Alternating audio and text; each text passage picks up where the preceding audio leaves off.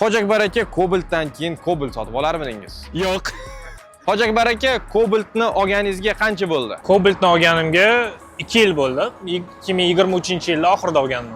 Hoji Akbar aka, nega aynan Cobalt? Chunki Cobalt mashinasi narx va sifatga nisbatan boshqa mashinalardan ustun turadi. Cobalt siz uchun ideal mashinami yoki qanaqadir kamchiliklari ham bormi? Kamchiliklar bor albatta. Bunga masalan uning katta gabaritlarini aytib o'tishimiz mumkin. Tor ko'chalarda gabarit hisobiga yurish sal qiyinroq bo'ladi va uning ramalar joylashuvi obzorni kichkinalashtiradi va unga zavoddan parktroniklar kerak deb o'ylayman. Hoji Akbar aka, Cobalt'dan keyin Cobalt sotib olarmidingiz? Yo'q. Ha, Cobalt yaxshi mashina, lekin rivojlanish albatta kerak.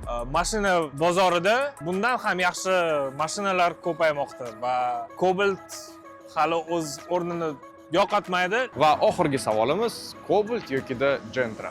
Albatta Cobalt, chunki Gentra shu 2000-yil chiqqan dizayni bilan hali ham o'zgarmagan, katta o'zgarishlar bo'lmagan.